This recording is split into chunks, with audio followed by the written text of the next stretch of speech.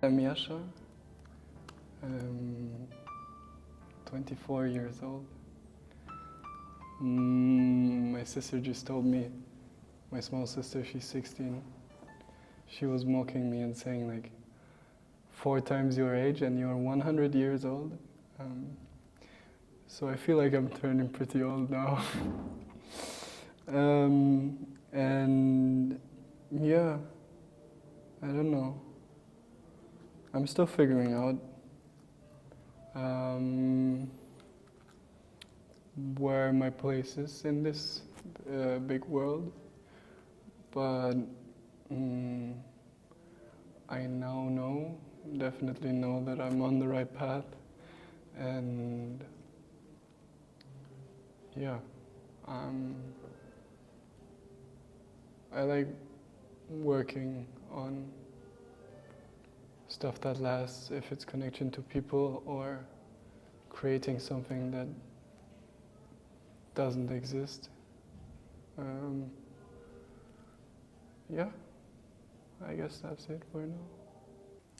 Would you like to open up a bit and explain or tell about how you felt in your body today? Maybe when looking at the mirror, or yeah, how confident you were waking up with yourself. Yeah. I think it's pretty interesting for me because I didn't really have so much time today to prepare for this. I knew it was coming. But also on the other side, maybe this is an active process now that's happening, because I know the more time I spend thinking about it, the more time I spend overthinking. So I just let time pass. And sometimes like I realize it's maybe a short time that's still ahead of me, and I have to prepare in like a little bit of a way. So yeah, I think I got like half an hour to get ready, maybe 15 minutes. And I think I started thinking about how I look in the last 2 minutes. Mm-hmm. And then on the way in the train with you and getting here, I was like, okay, this is how I'm looking today. And then my head started thinking. I guess right now, in general, I feel pretty comfortable with myself. That's good. And I have some pieces of clothing that let me feel comfortable, not because of the way they look to the outside, but the way they feel to me. And the texture of my skin, and yeah, but still there's things popping up. Like I was telling you, there's my pants is dirty, and I didn't realize before getting here. Or yeah, I don't know. I don't know how my hair looks, or I'm very shaky sometimes. Sometimes it's hard to relax. I don't really know how I look from the outside. And yeah, these are things going through my head.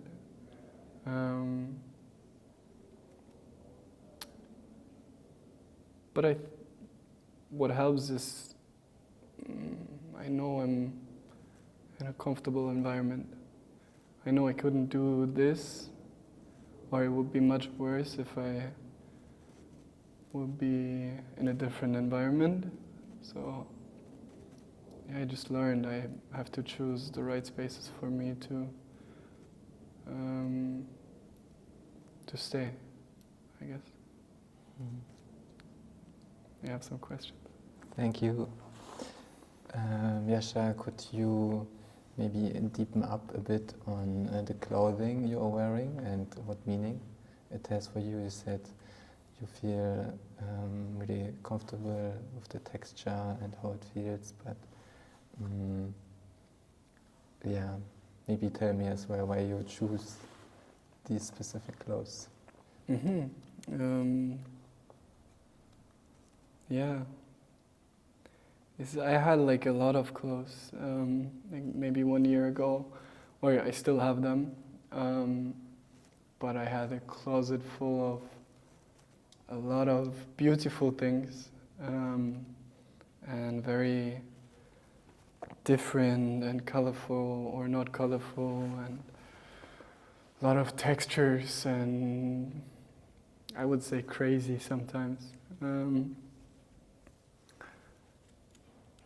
And yeah, then I went traveling for a little while, and I had a backpack with one pair of soft pants and some short pants and a few tank tops and t-shirts. So not a lot to choose from, but it was pieces I just loved. They felt comfortable, and I knew I can wear them often. And I loved not having to choose, but knowing I fit in these clothes, and the clothes fit me, and they feel good. They feel like a part of me. And coming to choose what I wear today is like, this is a piece I took from traveling, and I cut it a little to fit me more. It has very nice texture on my skin. I like that it floats around me, same as the pants. The pants, I had them made by someone I know, and it's material from Sri Lanka, I think. And yeah, I don't know, it just really feels very good on my skin. And for today, a day I feel very soft. I think it just makes me whole in a way. And yeah, I realized also on my chest I wear something that's tighter, because it gives me a feeling of security. Something's holding me in place in a way. And I chose to not wear a lot of jewelry, or just my necklaces, because I don't take them off very often. And I realized, I think rings are bothering me sometimes. I like to wear them, or to how they look, but I don't like I don't like to wear them because they're kind of in the way sometimes. I'm a little sad though about my earring. I lost an earring. It's an earring my mom gave to me, and yeah, I always wear it. And now, no, it's actually I wear 4 earrings, and I lost all of them over time. And it's mostly earrings of my mom. And yeah, now this is the only piece that's missing to make me 100% me, but it's 99 right now. Yeah. Also, I need something in my hands. I think this flower is adding a lot to not be fidgeting too much with my fingers. It's good. It's very soft. Yeah, I love it. And I think it matches the picture really well. Yeah. It's really good. Nice. Let's talk a bit about confidence, and maybe you can, maybe we can talk a bit how it changed for you in the last time, maybe also in the last years, how you went from maybe not accepting, or the process of accepting yourself and finding confidence?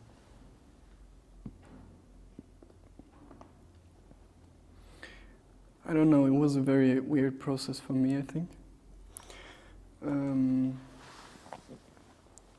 I know probably everyone is struggling with it.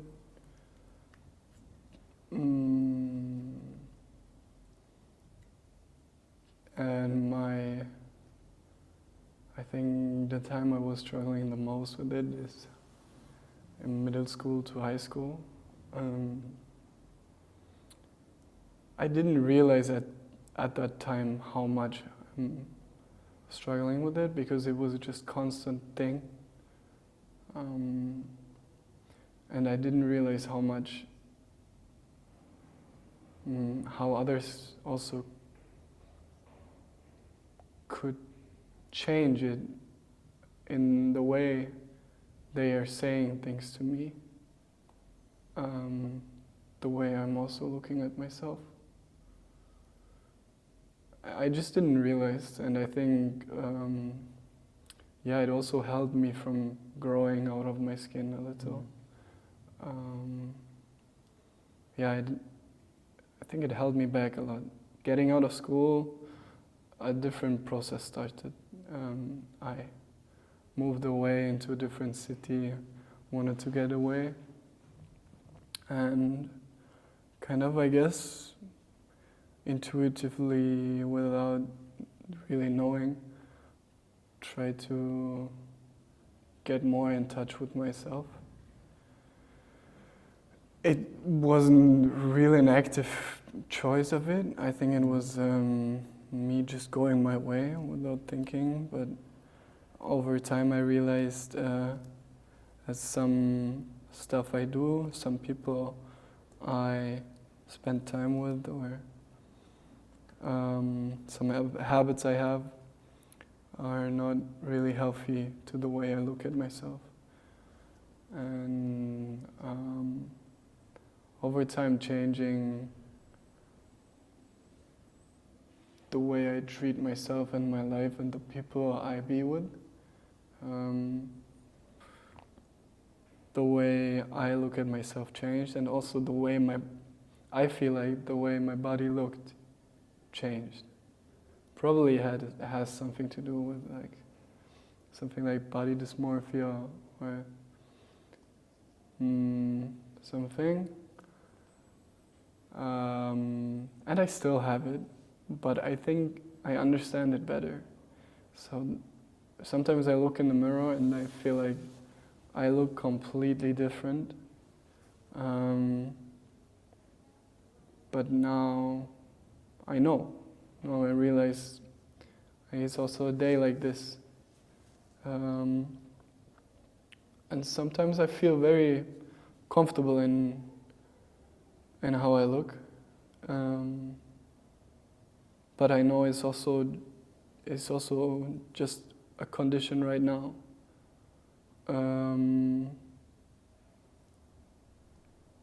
Which I like to embrace, but it still is not for granted. And it's not every day, and it's not most of the days. I feel very expressive about it. But yeah, I realize it has to do a lot with my surrounding and the way I treat my body. Yeah. I think being soft to myself, being more soft and more easy to myself, changed everything. Yeah. Yeah. Foolish. What about, like you were just talking about habits, and that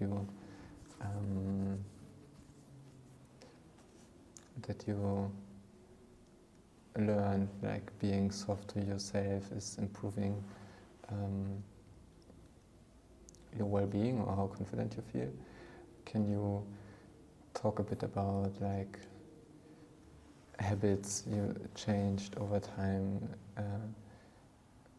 which give you a good feeling? Yeah.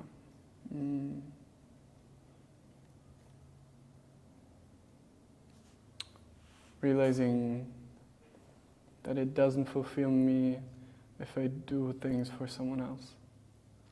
And it's like very easy sad right now.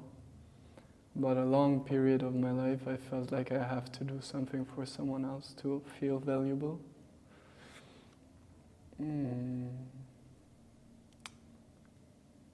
Yeah.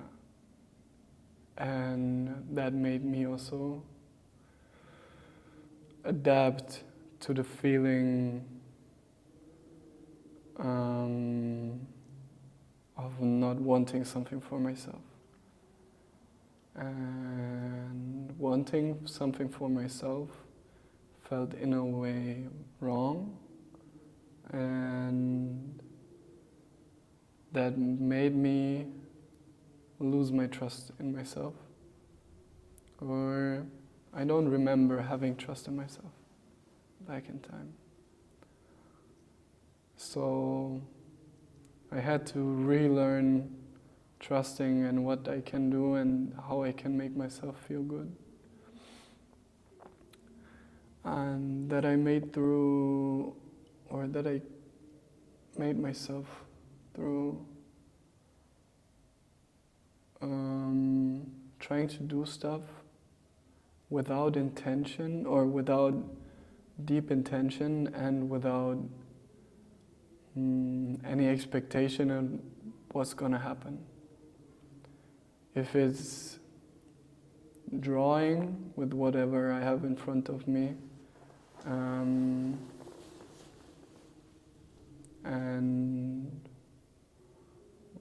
looking at it and accepting what it is, even though I like it or I don't, it is okay. And it's a process in a way, but then I learned that I have fun doing it. And I don't really care how it looks in the end, but most often the process makes it valuable for me. And it's the same. You can take this of drawing something without expectation into every other part of your life, I guess. Or that's the way I'm handling things, at least, and it's helping me. That I know I will find my way, in a sense.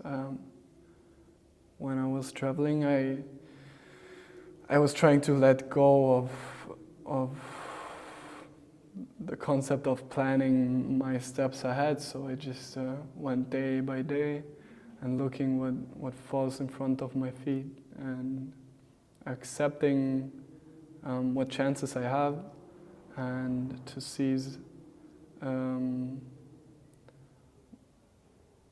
what happens and what doesn't happen. It's also good learning to want something and it doesn't work, and then I have to choose differently, and it's no problem. I will figure my way out. I learned that the hard and the easy way, and I always, in the end, I was always okay. Sometimes it took longer, sometimes it was a short time, but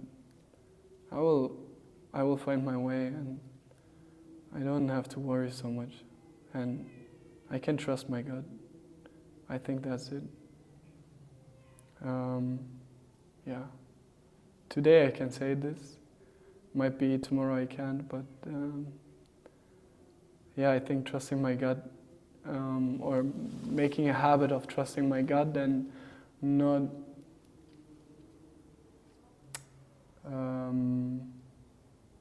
being so worried about the outcome of things helped. Yeah. And also moving my body. Moving my body helped also. Just whatever it is. it doesn't have to be a burden. It just, for me, I have to find things that are fun. And growing up, something like sports or crafting something was something I had to do or felt like someone made me do. And now I can find things for myself that are actually fun, that are maybe not conventional or meant that way, but whatever. Having fun for myself makes me feel good in my body. I think that's the thing, yeah. I was just wondering how we can learn to trust ourselves, because sometimes I have the feeling I can't trust myself because there are like these voices in my head. I'm like, no, it's not, you don't belong to me. Maybe you know what I mean. Do you have an idea? How? No, I don't fucking have an idea, sorry. I have no clue. As I said, right now is there's no noise happening. I have my soft clothes on me. I have a good talk with you, but in tense moments where things are rushing through my body, I have no idea. And yeah, this has been a big struggle. Like these voices you were talking about, maybe it's because I might be, or I am neurodivergent.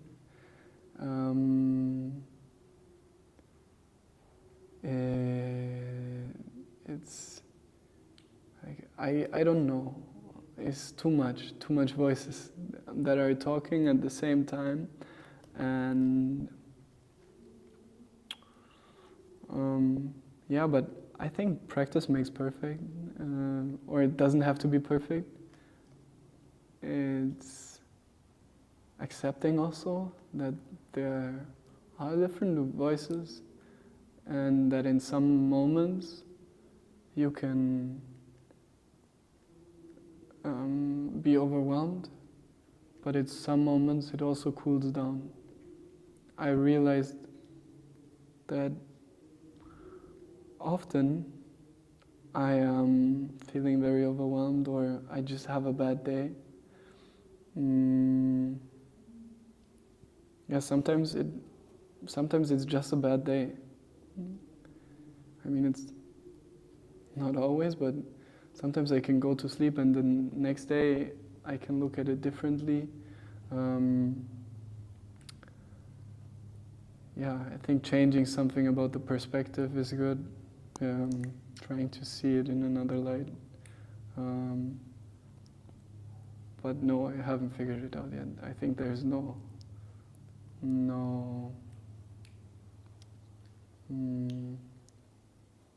rule to getting it right and to trust yourself, but I think over time it gets better.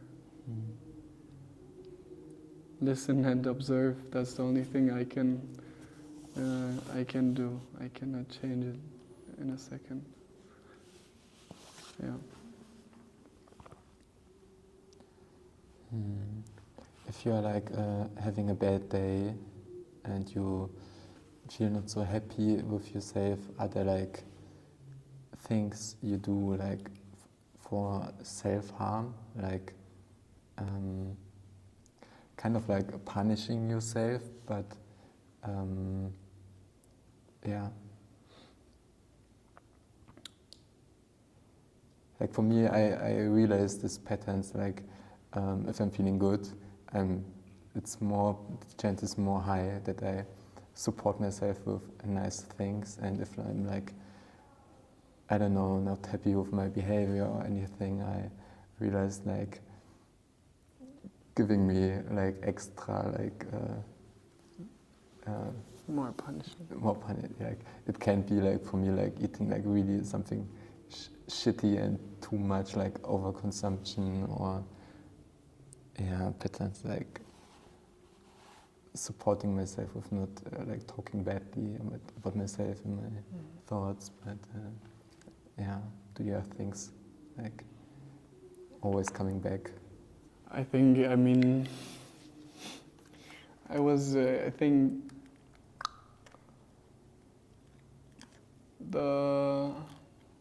my way of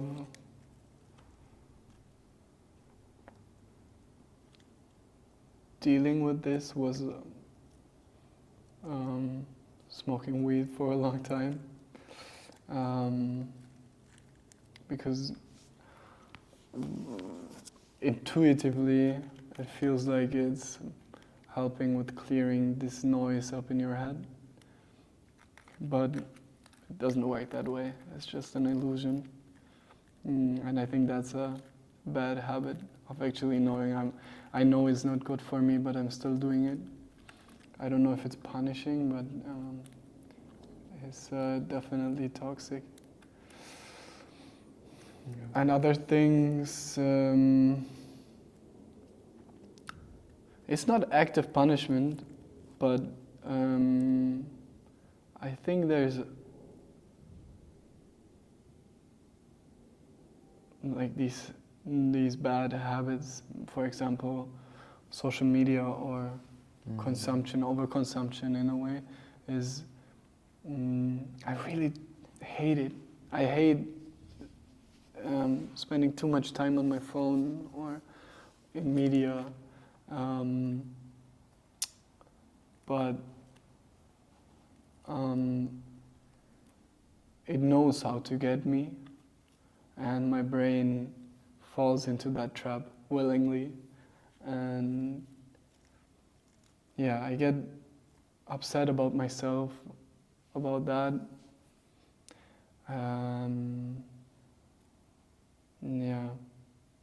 I think this is just a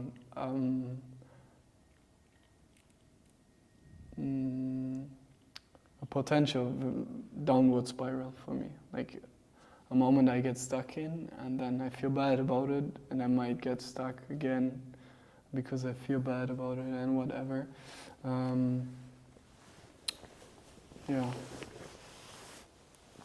Trying to clear that noise in my head or in this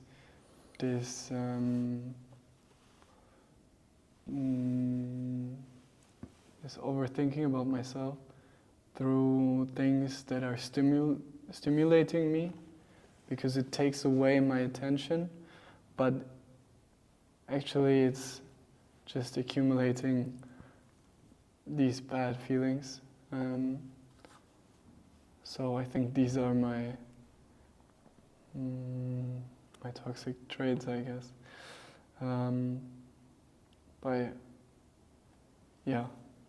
Also, I think for me it's helping that I'm accepting that they are there and they're getting better, because I see that it's happening, and while seeing that it's happening, I can change it sometimes, or sometimes better, sometimes worse, but I can. Step by step, I have to. And the feeling of deciding against it gives me a lot of power. Like the feeling I can control it. I can't fully control it, but I can control a part of it, and that also makes me feel like I have more control over my body.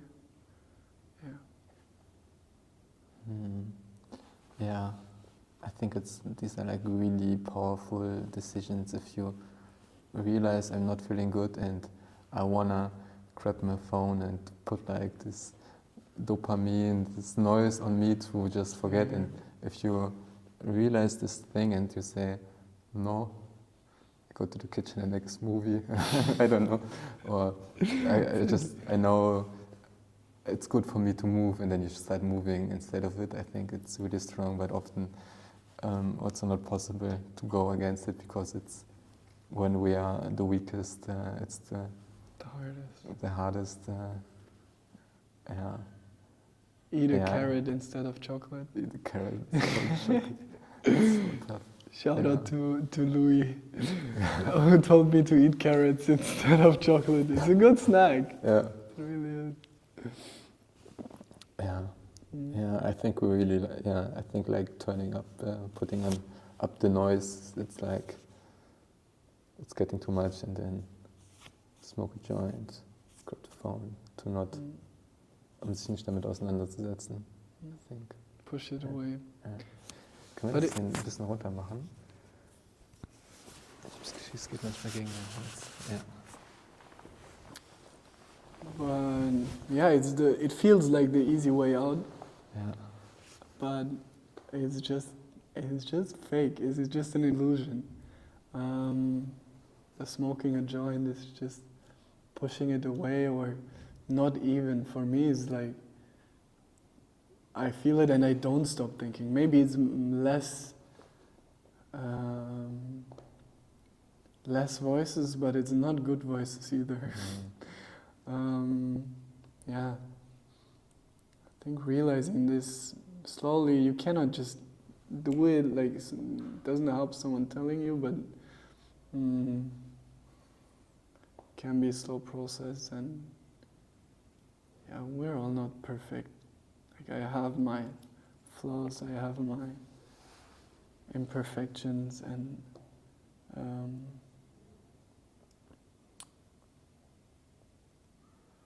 a lot of things I do are not right, but I try to learn, and I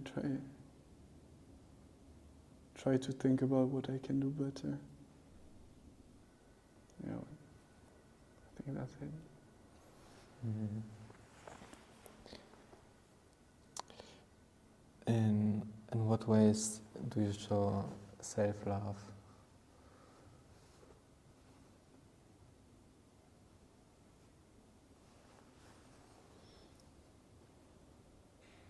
Showing up for myself, standing up for myself, trying to get out of these toxic behaviors.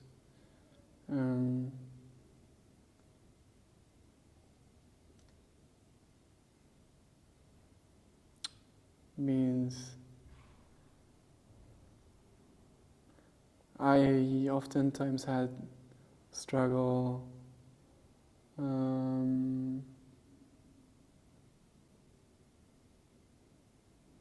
to stand up for the things I might need. So I didn't really learn what I needed often, or for a long period of time. And I'm still in the process of learning what I really need, but taking my space of trying around what fits me and what doesn't helped.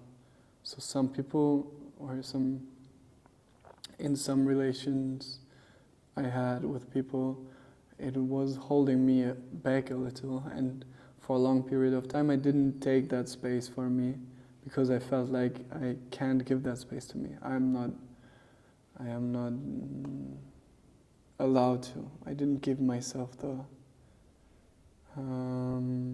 because I felt like it might scare the other person away. But yeah, I tried, or I am trying to find a way to stand up for myself.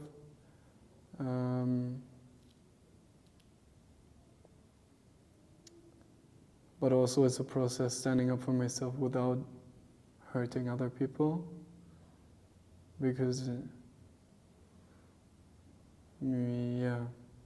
I don't really know how this works yet. Not 100%. So this is still something I'm working on, but yeah, I don't even know what your question was anymore. Self-love. Self-love. Self-love, yeah.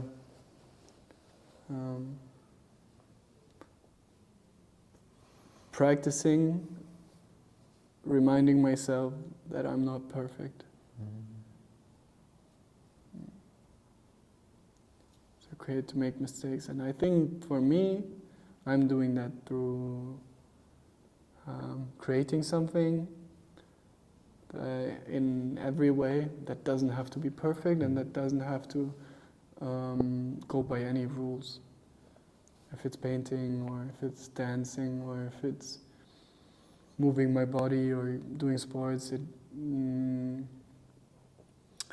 before I always needed a kind of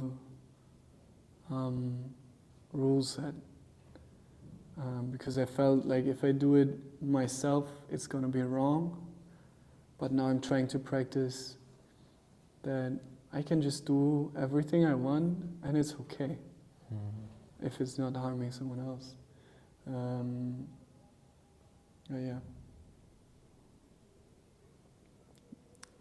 Yeah, fuck perfectionism. Fuck perfectionism. That's it.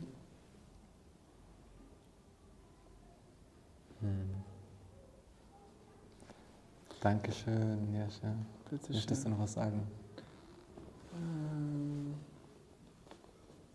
I wanted to say, I think it's not even. I think before I didn't have the feeling it has to be perfect. I think it had. Growing up, I had the feeling it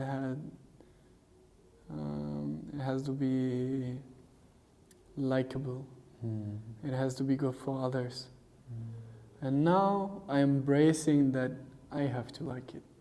It doesn't have to be perfect, still doesn't have to be perfect, but I try to tell myself, and I try to embrace that no one has to like it. It's my choice. And it's, I don't know, this is very empowering for me. Yeah, that's it. That's my last word that I can choose. Free will is something really nice. Yeah, and it makes you free as well.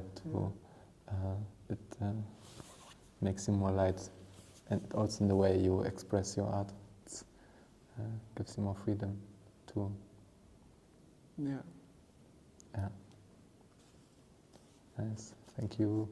Thank you, Misha. It's very therapeutic.